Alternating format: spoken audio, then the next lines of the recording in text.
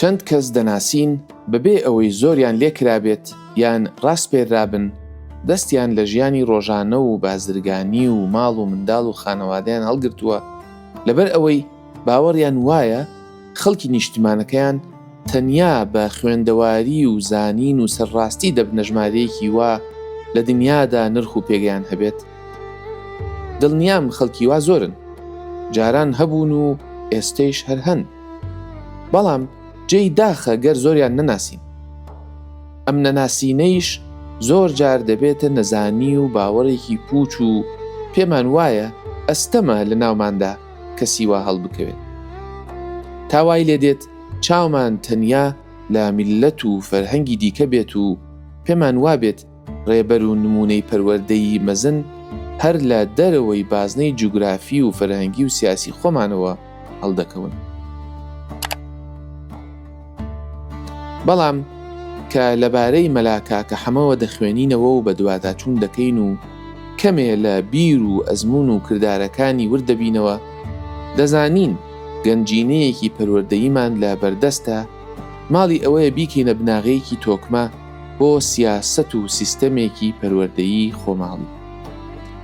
بۆیە با جامۆڵکەیەک ئاوی شیرین لە دەریای ژیان و ئەزمون و ڕوانگە و کردارە پەروەردەیەکانی مەلاکاکە حەمەوە هەڵگۆزین و بزانین داخۆ دەتوانین بۆ ئەمڕۆمان چه ڕوانگە و هەڵوێستێکی پەروەردەییان لەسەر بنیات بنین. هاوڕێیانی خۆشەویست، سڵاوتان لێبێت. لەم زنجیرە دەنگیەدا هەر ئەڵقە و باسێکی کورتی کەسێتیەکی پەروەردەیی دەکەم. ناسینی ئەم کەسێتیە پەروەردەییانە و ناسینەوەی بیر و بنەما پەروەردەییەکانیان دەکرێت خەزێنەی زانین و ئەزموونی پەروەردەییمان دەوڵەمەندتر بکەن. بەو هیوایەی کاتێکی چێژبەخش و ئەزموونێکی مانادار لەگەڵ ئەم زنجیرەیەدا بەسەر ببن.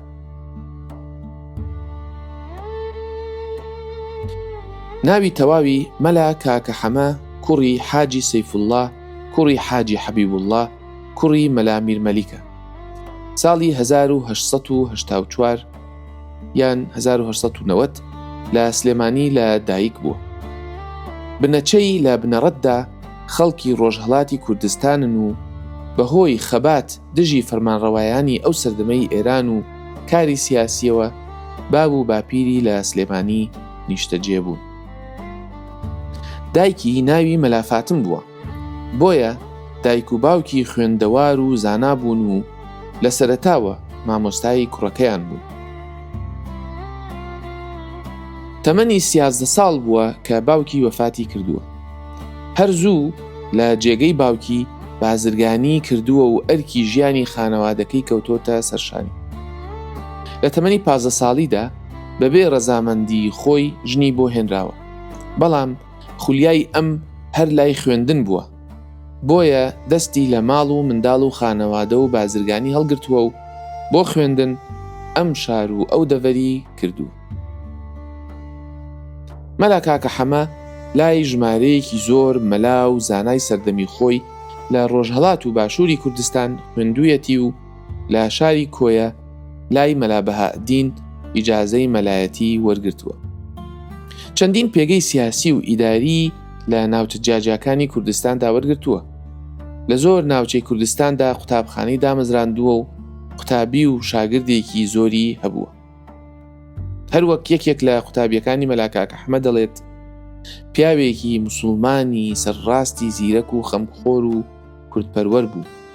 وانەکانی تەنیا ئاینی نەبوون، بەڵکو زانستی و سیاسی و کۆمەڵایەتی بوون.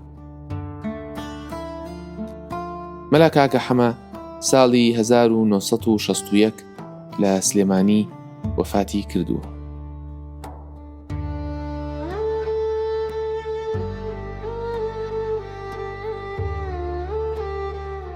زۆر لایەنی فکری و بۆچوون و کرداری پەروەردەیی مەلا کاکە حەمە جێی سەرنجن و مایەی ئەوەن بە قوڵی باسییان لێوە بکرێت. بەڵام لێرەدا تەنیا تیشک دەخەمە سەر 3 کۆڵەکەی سەرەکی. یەکەم ئاوێتەکردنی شێوەی نەریتی و شێوەی نوێ. ئەوەی مەلا کاکە حەما لە بواری پەروەردەی کوردیدا کردی شۆڕشێک بووە بۆ خۆی. مەلا کاکە حەما شێوەی نەریتی و باوی ئەو سەردەمەی لە حوجرە و خانەقا و مزگەوتەکاندا هەبووە لەگەڵ شێوەی مۆدێرن و تازە هاتووی قوتابخانە و ڕوشتیەکاندا تێکەڵ کردووە. بەمەیش سوودی لە باشی شێوە و ڕێکارەکانی هەردوو جۆری پرۆسەی پەروەردە و خوێندن وەرگرتووە. ئەم تێکەڵکردنە وای کرد بە ماوەیەکی کەمتر شاگردەکانی بگەنە ئاستە هەرە باڵاکانی خوێندنی حوجرە و مزگەوتەکان. یانی ئەوەی ئەو کردی تند و تۆڵکردن و بەهێزکردنی سیستەم و پێڕۆی ئەو سەردەمە بووە بە ڕێکار و پێڕۆی تازە. لە هەر ناوچەیەکدا قوتابخانەی دامەزراندووە و پرۆسەی پەروەردە و خوێندن تێیاندا بۆ ماوەی 5 ساڵ بە خەست و خۆڵی بەردەوام بووە. پاش تەوابوونی خوێندن مەلا کاکە حەمە چووەتە ناوچەیەکی تر و قوتابخانەی بە هەمان شێوە دامەزراندووە.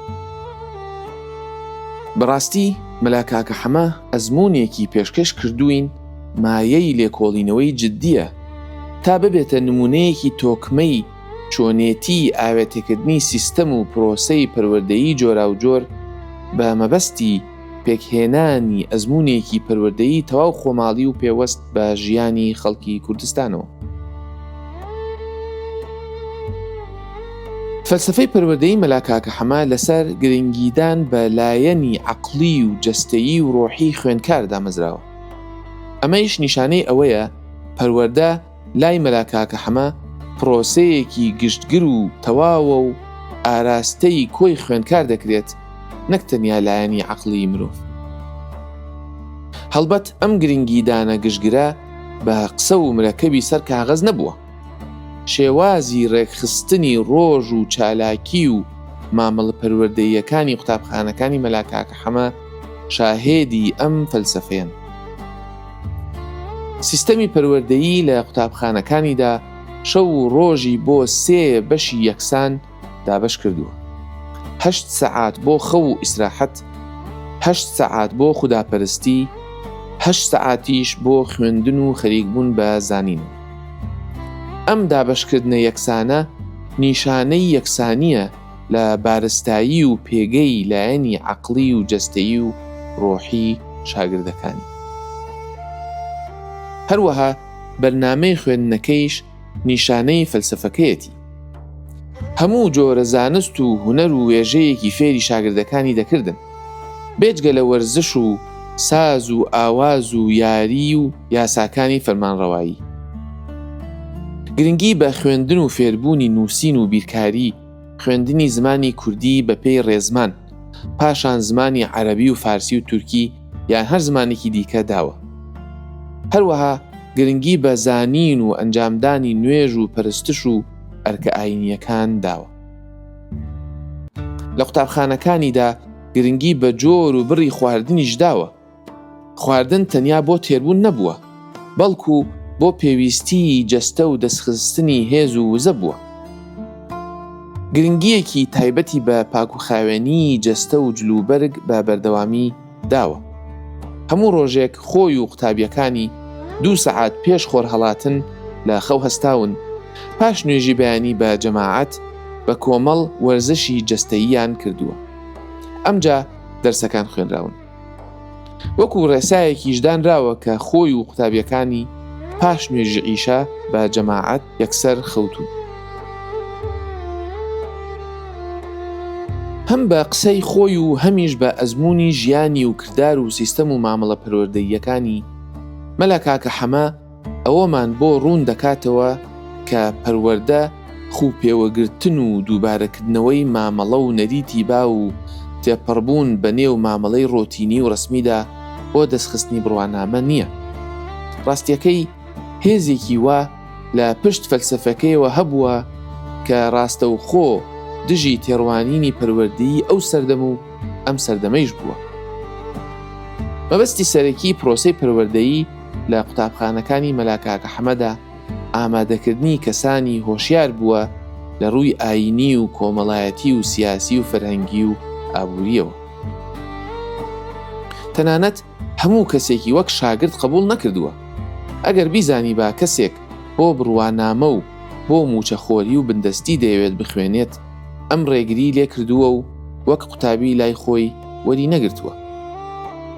باوەڕی وا بووە نابێت شاگردەکانی بۆ مەلایەتیەک بخوێنن کە بە زەکات و نان و پارەی خەڵکی بژین، بەڵکو ویستویەتی مرۆڤی هۆشیار پێ بگەێنێت تا پشت بە خۆیان ببەستن و سەرڕاست بژین و سەر بۆ هیچ کەس و هیچ گر و گرفتێک نەوی نەکەن.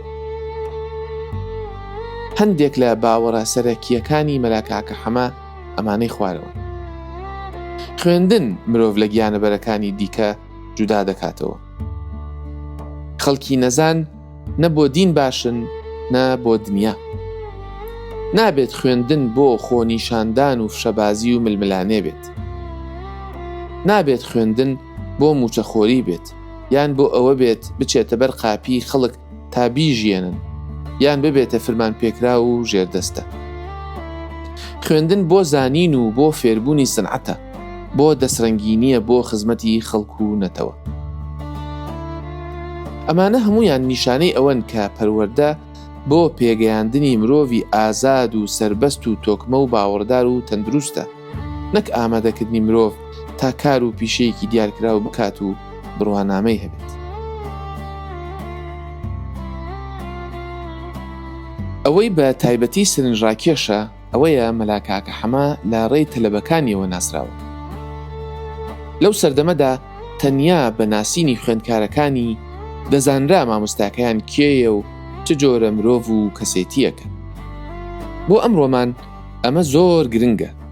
ئەوەمان بۆ ڕوون دەکاتەوە کە مامۆستای باش لە بەرهەم و جێدەستیەوە دیارە کە تەلەبەکانیەتی، نەک کارکردن بەپێی ئەو ڕێنماییانەی لە سەرەوەی خۆیەوە دەسەپێنرێن، نەک تەواوکردنی بەرنامەی خوێندن، نەک ناو و نیشان و پلەی ئەکادیمی.